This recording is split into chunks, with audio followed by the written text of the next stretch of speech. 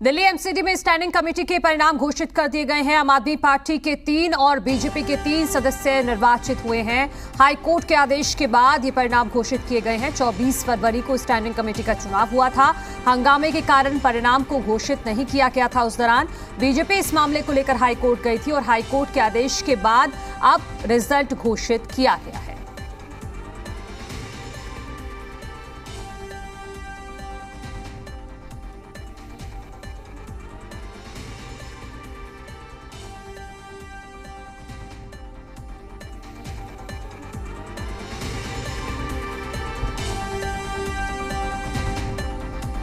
तो ये परिणाम घोषित कर दिया गया है। ये जो साइड में आप लेटर देख रहे हैं, इसी में परिणाम है। आम आदमी पार्टी के 3 और बीजेपी के 3 सदस्य चुने गए हैं। आम आदमी पार्टी से आमिल मलिक, मोहिनी जीनवाल और रविंदर कौर चुने गए हैं। आम आदमी पार्टी की सारिका चौधरी हार गई।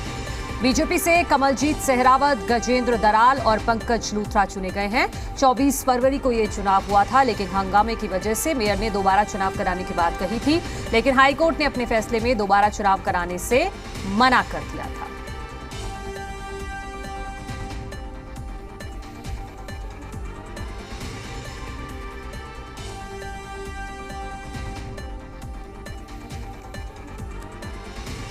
और इसी पर बातचीत करने के लिए जी मीडिया संवाददाता तरुण इस वक्त हमारे साथ जुड़ गए हैं। तरुण, आम आदमी पार्टी के 3 सदस्य, बीजेपी के 3 सदस्य, इसका विश्लेषण कीजिए जरा।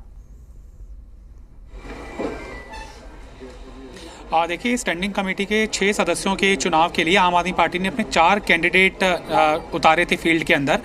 चूंकि इक्वेशन ये था कि कंफर्टेबली के जीत जाते चुनाव और 2 कंफर्टेबली बीजेपी के जीत जाते चुनाव। लेकिन जो छठे उम्मीदवार का चुनाव था उसमें बीजेपी का पलड़ा भारी था, लेकिन उसको क्लियर एज नहीं था।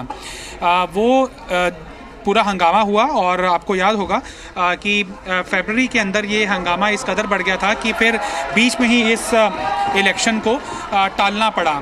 और उसके बाद बीजेपी पूरी इस प्रक्रिया के खिलाफ हाई कोर्ट में गई और हाई कोर्ट ने वैलिडेट किया कि जो वोट डाल चुके थे सदस्य उनको वैध माना जाएगा और मेयर को जो चुनाव का परिणाम संभावित था उस समय, अब उसको वो रोक कर नहीं रख पाएंगी, उसे उन्हें डिक्लेयर करना होगा।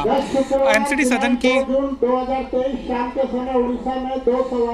लिहाजा अब सदन की बैठक 1 घंटे देर के बाद शुरू हो चुकी है और जो चुनाव परिणाम जारी किए गए हैं एमसीडी की तरफ से वो इस तरह से है कि आम आदमी पार्टी के 3 कैंडिडेट मोहम्मद आमिल मलिक और मोहिनी और रविंदर कौर, ये 3 सदस्य हैं जिनका चुनाव स्टैंडिंग कमेटी के सदस्य के तौर पर एमसीडी हाउस से हुआ है।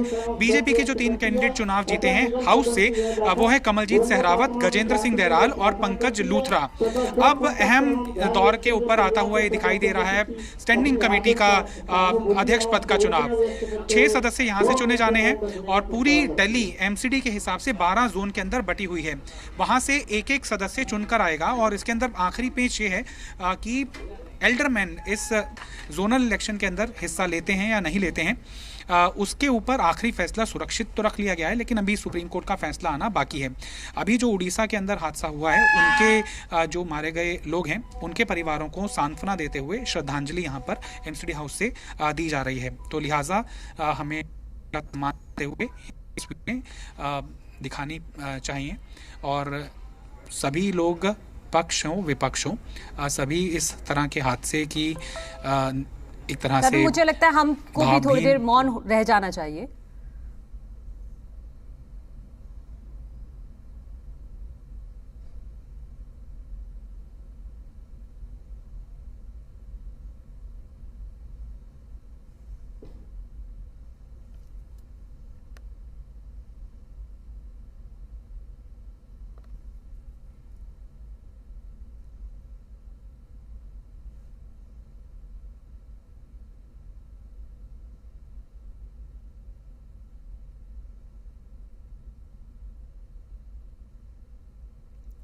जी तरुण।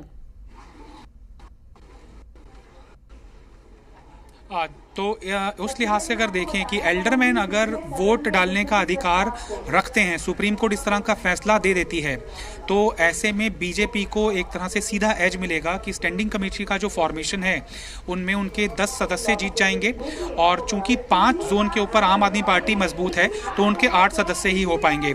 लिहाजा 18 सदस्यों की स्टैंडिंग कमेटी के अंदर बीजेपी का पलड़ा भारी होगा और बीजेपी स्टैंडिंग कमेटी का चुनाव जीत सकती है।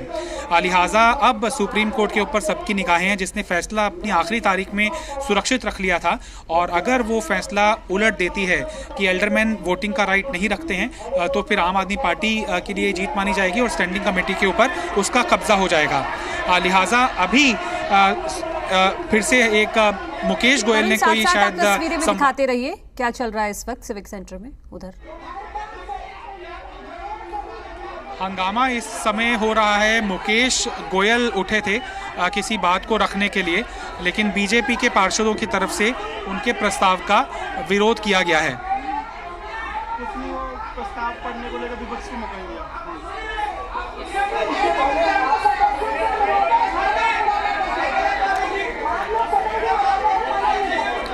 देखिए, जो समझ में आ रहा है मामला वो ये है कि मुकेश गोयल कोई प्रस्तावना पढ़ना चाहते थे, लिहाजा उसके ऊपर बीजेपी के पार्षदों ने आपत्ति जताई है और उसके कारण यहाँ पर सदन के अंदर हंगामा देखने के लिए मिला है।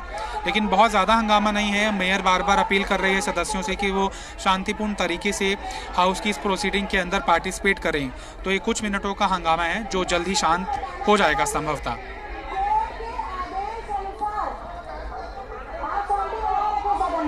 मैं आप सबको बताना चाहूंगी, आज कोर्ट के आदेश अनुसार स्टैंडिंग कमेटी के चुनाव का जो नतीजा है उसको भी घोषित कर दिया गया है, और उसके हिसाब से 6 सदस्य श्री मोहम्मद आमिर मलिक, कमलजीत शेरावत जी, मोहिनी जी, रविंदर कौर जी, गजेंद्र सिंह दलाल,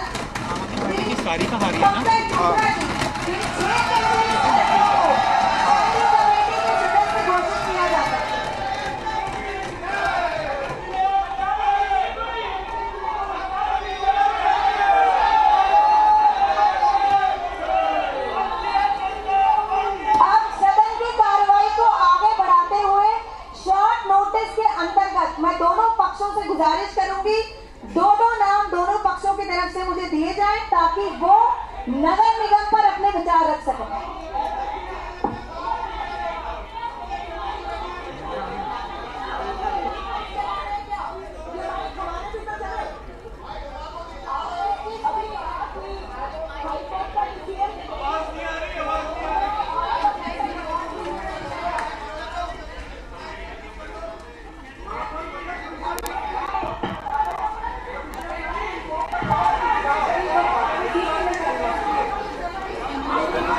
तरुण, तस्वीरें हम देख रहे हैं। मेयर शैली ओबरॉय ने भी अनाउंस कर दिया है, जो भी विनर्स हैं, जो जीते हैं, उनके नाम अनाउंस कर दिए गए हैं।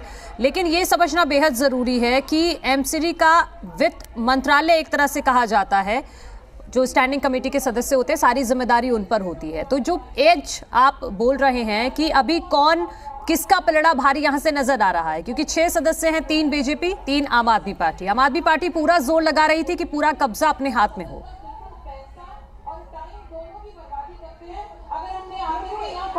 बिल्कुल 6 सदस्य यहाँ से चुनकर जाने हैं और 12 जोन इलेक्शंस के अंदर एक सदस्य चुनकर आने हैं, जहाँ पर एल्डरमैन इससे पहले वोटिंग का राइट रखते हैं। लेकिन इस बार पेंच इस कारण फंसा है कि दिल्ली सरकार ने जो नाम एलजी को सुझाए थे, प्रस्तावित किए थे, उनसे इतर एलजी ने नाम अपने विवेक से जारी किए हैं, जिसके ऊपर आम आदमी पार्टी की सरकार ने आपत्ति जताई और मामला वो सुप्रीम कोर्ट में चला गया कि इस तरह से संवैधानिक चुनी हुई सरकार के प्रस्तावित नामों को एलजी नज़रअंदाज नहीं कर सकते हैं। लेकिन इसके ऊपर एलजी हाउस का अपना कहना था कि ये उनके विवेक के ऊपर निर्भर करता है, उनका एक अधिकार है कि कौन से एल्डरमैन वो कहाँ पर लगाना चाहते हैं। और एलजी ने जो एल्डरमैन की नियुक्ति की है वो 10 एल्डरमैन्स की ऐसे जोन्स के ऊपर की है जहां पर बीजेपी चुनाव परिणामों में तो कमजोर थी, लेकिन उनकी उन जोन के ऊपर नियुक्ति के कारण बीजेपी कुछ जोन के ऊपर मजबूत हो गई है, जिसके कारण रेशो ये हुआ है कि 12 जोन के ऊपर बीजेपी 7 जोन के ऊपर मजबूत हो गई है और घटकर आम आदमी पार्टी 5 जोन तक सीमित रह गई है। तस्वीरें आप दिखाते रहिएगा, तरुण आप बोलते रहिए, लेकिन आप प्लीज कैमरा आप उधर ही पैन करवा दीजिए। मैं राहुल को कहूँगा कि वो जर्नलिस्ट तस्वीरें वीडियो के माध्यम से यहाँ पर दिखाते रहें। अभी कमलजीत सहरावत जो कि अभी जिनको परिणाम घोषित किया है, विजयी उम्मीदवार जिनको घोषित किया है, वो कुछ कह रही हैं।